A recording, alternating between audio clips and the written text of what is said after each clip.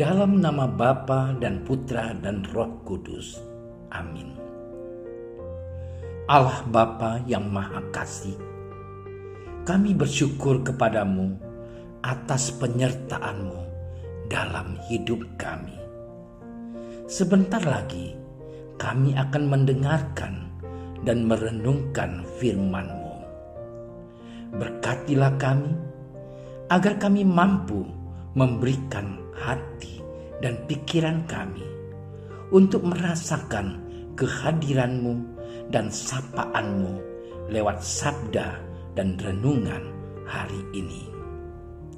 Dan semoga semuanya itu menjadi petunjuk bagi kehidupan kami dan menerangi kegelapan hati kami. Demi Kristus Tuhan kami.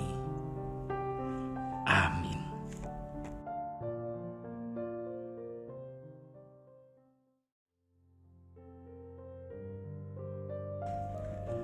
Tatkala banyak orang minta dibaptis, Yohanes memberitakan kepada mereka, "Sesudah aku, akan datang Ia yang lebih berkuasa daripadaku. Membungkuk dan membuka tali kasutnya pun aku tidak layak. Aku membaptis kamu dengan air, tetapi Ia akan membaptis kamu dengan Roh Kudus." Pada waktu itu datanglah Yesus dari Nazaret di tanah Galilea, dan Ia dibaptis di sungai Yordan oleh Yohanes. Pada saat Ia keluar dari air, Ia melihat langit terkoyak dan roh seperti burung merpati turun ke atasnya. Lalu terdengarlah suara dari surga, "Engkaulah anakku yang kukasihi, kepadamulah aku berkenan." Demikianlah Injil Tuhan.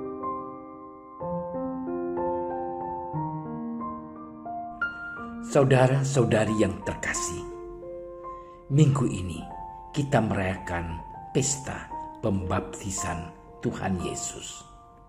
Dan sekaligus kita mengawali masa biasa dengan minggu biasa pertama. Maksud gereja dengan pesta pembaptisan Tuhan Yesus ini adalah agar kita memulai masa biasa ini dengan menyadari dan menjalankan tugas kita sebagai anak-anak Allah. Karena lewat pembaptisan yang sudah kita terima, kita dijadikan imam, nabi, dan raja. Semoga sepanjang tahun liturgi ini kita bersekutu sebagai umat Allah dan dapat menjalankan tugas kita sebagai terang dan garam dunia.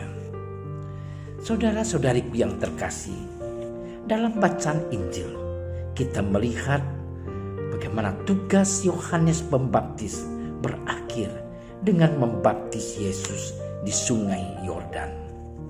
Pembaptisan Yohanes adalah pembaptisan pertobatan untuk semua orang pada zaman itu. Mereka yang terbuka hatinya dalam menanggapi seruan Yohanes Pembaptis. Sebenarnya Yohanes merasa tak layak untuk membaptis Yesus. Yohanes berkata, "Membungkuk dan membuka tali kasutnya pun aku tidak layak." Namun Yohanes melihat pembaptisan Yesus yang ia lakukan merupakan rancangan Allah untuk mewujudkan karya keselamatan yang dibawa oleh Yesus. Saudara-saudariku yang terkasih, Yesus pun membiarkan dirinya dibaptis oleh Yohanes, agar dengan demikian ia mau menunjukkan bahwa dia mau solider dengan semua manusia ikut dibaptis. Dan dengan demikian ia ingin memulai karyanya sebagai putra Allah. Dengan baptisannya, Yesus dilantik menjadi putra Allah lewat suara yang terdengar dari surga. Engkaulah anakku yang kukasihi, kepadamulah aku berkenan. Betapa mengagumkan dan mempesona kalimat itu. Suatu pemberitahuan, suatu maklumat tentang siapakah Yesus itu yang sebenarnya. Seperti dahulu, kata-kata tersebut digunakan dalam Mazmur yang dinyanyikan pada hari pelantikan seorang raja Israel. Inilah suatu upacara pelantikan Yesus sebagai anak Allah yang dikasihi Allah dan berkenan kepadanya.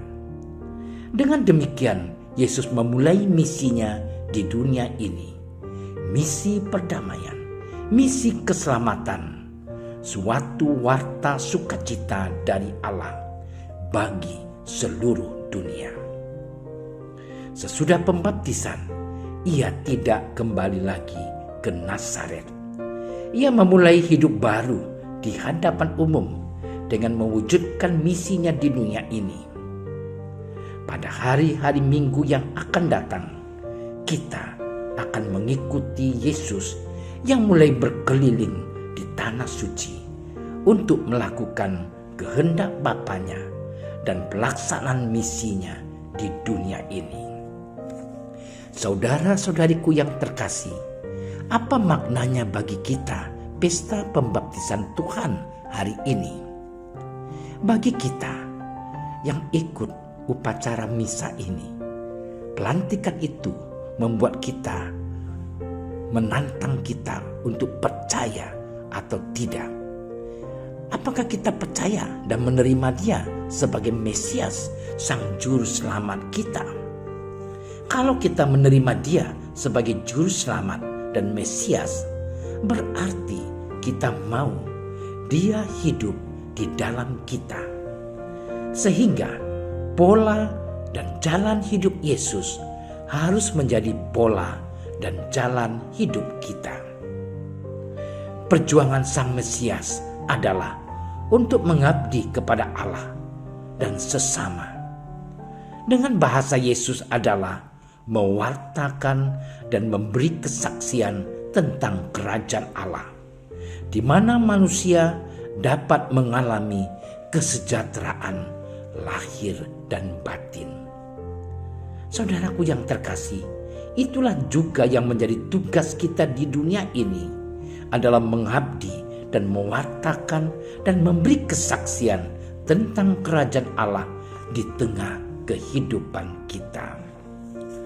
Saudara-saudariku yang terkasih, dengan menerima baptisan, kita memulai hidup kita sebagai putra dan putri Allah.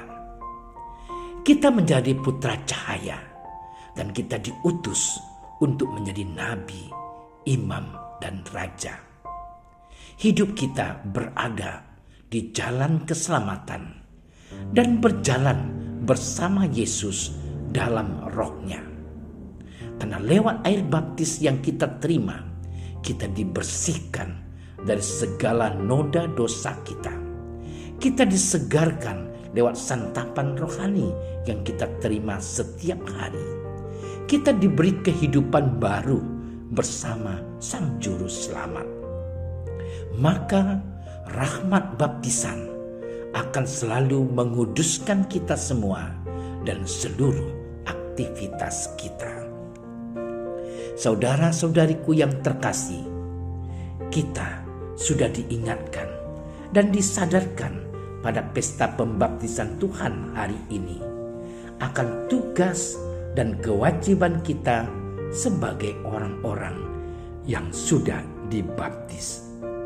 Semoga hidup kita semakin menyerupai hidup Yesus dan kita semakin setia akan janji baptis kita masing-masing, sehingga hidup kita di dunia ini semakin bermakna, berarti untuk Tuhan dan untuk sesama kita.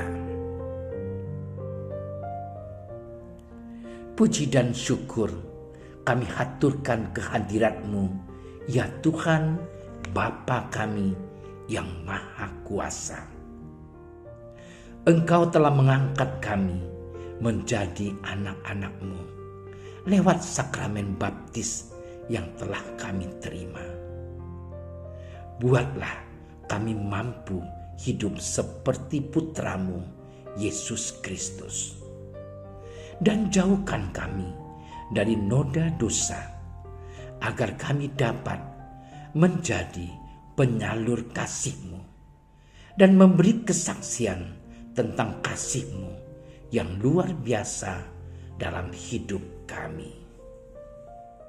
Demi Kristus, Tuhan dan Juru Selamat kami. Amin. Dalam nama Bapa dan Putra dan Roh Kudus. Amin.